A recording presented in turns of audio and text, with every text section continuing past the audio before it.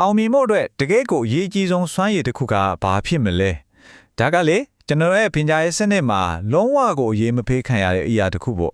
့ဒါပေမဲ့ဘဝရဲ့ကန္တာတိုင်းမှာတော့မရှိမဖြစ်လိုအပ်နေတယ်ကဲဒီနေ့မှာတော့အဲ့ဒီစွမ်းရည်ကိုဘယ်လိုပြန်ပြီးထိန်းချုပ်မလဲဆိုတာကိုကျွန်တော်တို့နေ့တိုင်းလုပ်နေတဲ့အသက်ရှူခြင်းဆိုတဲ့ယူရှင်းတဲ့အရာကနေတဆင့်လေးလာသွားကြပါမယ်အောင်မြင်မှုရဲ့လောကချက်ကပါလဲဆိုပြီးကဘာပေါ်မှာအောင်မြင်ဆုံးလို့တဲ့ကြိုးကိုမေးကြည့်လိုက်တဲ့အခါမှာပေါ့နော်သူတို့စီကရတဲ့အဖြေကအန်အောစီယာကောင်းလောက်အောင်ရိုးရှင်းနေခဲ့ပါတယ်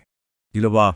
Bill Gates နဲ့ Warren Buffett တို့ကိုသူတို့ရဲ့အောင်မြင်မှုအတွက်အရေးကြီးဆုံးအချက်တစ်ချက်တည်းပြောပါဆိုပြီးမေးလိုက်တဲ့အခါမှာနှစ်ယောက်လုံးကစကားတစ်ခုနဲ့ကိုပဲတနည်းချင်းညွတ်တဲဖြေဟဲကြတယ်အဲ့ဒါကတော့အာယုံစူးဆိုင်မှုတယ်ဒါကတိုက်ဆိုင်တာမဟုတ်လားဘူးနော်ဒါဟာအောင်မြင်မှုရဲ့အခြေခံအကြဆုံးနေရာမှာတစ်ခုပဲဖြစ်မှာပါ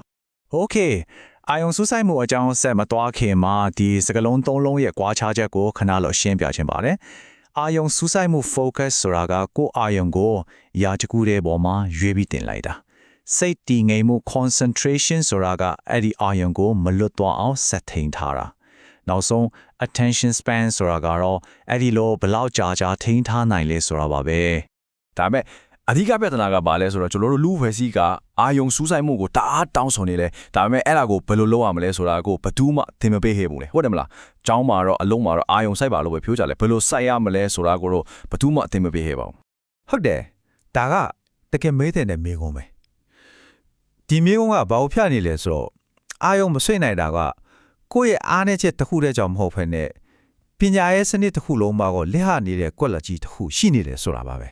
ဲဒီပြဿနာရဲ့နောက်ဆက်တွဲအကျိုးဆက်ကထင်ထားတာချက်အများကြီးပိုကြီးပါတယ်။ဥပမာအနေနဲ့ကြည့်အောင်အာယုံမဆိုင်နိုင်တာကြောင့်ဖြစ်လာတဲ့အိပ်ရေးမဝါတာအိပ်ဆက်မှုရေးတွေးကြတာအဲ့တကူတန်းနဲ့တင်အမေရိကန်နိုင်ငံမှာတနေ့ကိုကုန်ထုတ်စွမ်းအားဒေါ်လာ417ဘီလီယံဖို့ဆုံးရှုံးနေရတယ်တဲ့။နေတဲ့ပမာဏမဟုတ်ဘူးနော်။ပေးဆန်ဆုံးရှုံးတဲ့ပိုးဆိုတာကဘာလဲဆိုတော့လူတွေရဲ့စိတ်ပိုင်းဆိုင်ရာပေးဆက်မှုတွေပါ။လေ့လာမှုတွေအရလူ85%ကသူတို့လုပ်နေတဲ့အလုပ်ပေါ်မှာစိတ်မပါဘူးတကယ်မပြောဘူးလို့ဆိုပါတယ်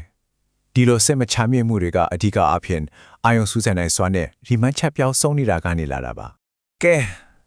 ပြဿနာတွေတော့ပြောပြီးပြီအဖြစ်ကတော့ဘယ်မှာရှိမလဲအန်အိုးစရာကောင်းတာကအဖြစ်ကကျွန်တော်ထင်တော့မထင်ထားတဲ့နေ့စဉ်လှုပ်လိကြဖြစ်တဲ့အသက်ရှူခြင်းထဲမှာပဲရှိနေပါတယ်ဟုတ်ပါတယ်ကျွန်တော်တို့အသက်ရှူတဲ့ပုံစံကဦးနောက်ရဲ့လှုပ်ဆောင်နိုင်စွမ်းကိုတိုက်ရိုက်ပြောင်းလဲပင်လာတယ်ဥပမာဘာဇက်နဲ့တက်ရှူတာကအိတ်ဆက်မှုကိုဖျက်ဆီးစေတယ်စိတ်ဖိစီးမှုတွေများစေတယ်အကျိုးကျေးဇူးကလုံးဝမရှိတယ်လို့ပဲဒါပေမဲ့နှာခေါင်းနဲ့တက်ရှူတဲ့အခါမှာတော့လုံးဝကိုစန့်ကျင်မဲ့ပဲဦးနောက်ကိုအားကောင်းစေတဲ့ nitric oxide ဆိုတာကိုထုတ်ပေးတယ်အောက်ဆီဂျင်ပို့ဆောင်မှုတွေကိုပိုကောင်းစေတယ်ဒီခြားနာချက်လေးတစ်ခုကအရာအလုံးကိုပြောင်းလဲသွားစေနိုင်ပါတယ် hyperventilation ဆိုတာအသက်ကိုအယမ်းမြင်မြန်ဒါမှမဟုတ်ပြင်းပြင်းရှူတာကိုပြောတာပါဒါကကျွန်တော်တို့တော်များများတတိမထားမိပဲလုံနေကြအချင်းတစ်ခုပဲဒီလိုလုံးလိုက်တဲ့အခါအစုံတက်ကကာဗွန်ဒိုင်အောက်ဆိုက်တွေအများကြီးထွက်သွားပြီးဥနှုံစီသွားတဲ့သွေးစီးမှုကို40%အထိတောင်ရော့ကျသွားစေနိုင်ပါတယ်ဒါတကယ်ကိုကြောက်စရာကောင်းတဲ့အချက်တစ်ခုနော်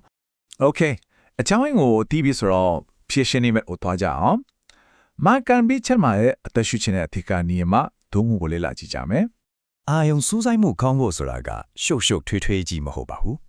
ဒီအချက်၃ချက်ကိုပဲမှတ်ထားဖို့လိုတယ်ပထမတစ်ခုက breathe light ဖြည်းညင်းစွာရှူပါဒုတိယတစ်ခုက breathe slow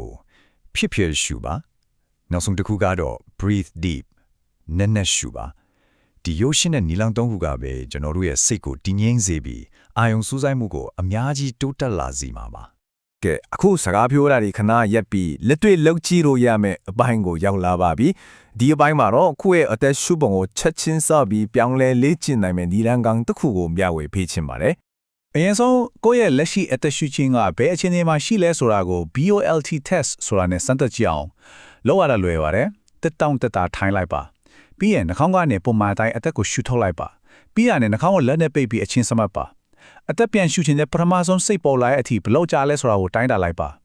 အဲ့ဒါကိုယ့်ရဲ့ BOLT ရမှတ်ပါပဲကဲကိုယ့်ရဲ့ရမှတ်ကညစငါစကားကောင်းချနေတယ်ဆိုရင်စိတ်မပူပါနဲ့ဒါကတိုးတက်အောင်လုပ်လို့ရတယ်ဆိုတဲ့သဘောပါပဲ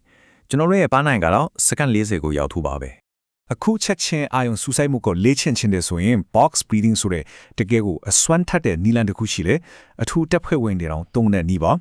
လောရတာရိုးရှင်းပါတယ်နှာခေါင်းကနေ4စက္ကန့်အသက်ရှူသွင်း4စက္ကန့်အောင့်ထားပြီးရင်4စက္ကန့်အသက်ရှူထုတ်နောက်ထပ်4စက္ကန့်ပြန်အောင့်ထား ဒီဆက်ဝိုင်းလေးအတိုင်းထက်ခါလုတ်ပြီးရုံနဲ့စိတ်ကိုတီးငိမ်စေပြီးအာယုံစူးစိုက်မှုကိုတိတိတသာမြင့်နေပြီးနိုင်ပါတယ် ဒီနေ့ကျွန်တော်တို့ပြောခဲ့တာတဲ့အားလုံးကိုခြုံပြီးပြောရရင်တော့ဒီစကားတစ်ခုမှာပဲစိတ်ကကိုယ်ခန္ဓာကိုထိန်းချုပ်တယ်ဒါပေမဲ့အသက်ရှုကစိတ်ကိုထိန်းချုပ်တယ်တဲ့ဒါကတကယ်ကိုမသားစရာကောင်းပြီးအစွမ်းထက်တဲ့အဆိုမင်းတစ်ခုပါဆိုတော့နောက်ဆုံးအနေနဲ့ဒီမင်းဟောလေးကိုကိုပြန်မဲကြည့်စေခြင်းပါရဲ့ကိုယ့်ရဲ့စွမ်းဆောင်နိုင်မှုအလားအလာတဲ့အားလုံးကကိုယ့်ရဲ့အသက်ရှုပုံနဲ့တိုက်ရိုက်ဆက်ဆက်နေတယ်အသက်ရှုခြင်းဆိုတာအလို့အလျောက်ဖြစ်နေတဲ့အရာတစ်ခုမဟုတ်ပဲကိုယ့်ရဲ့အစွမ်းအားတွေကိုထုတ်ပြနိုင်မဲ့တောချက်တစ်ခုပါအဲ့တောချက်ကိုအတုံးပြုပြီးကိုယ့်ဘဝကိုထိန်းချုပ်ဖို့အစနစ်ဖြစ်ပြီလား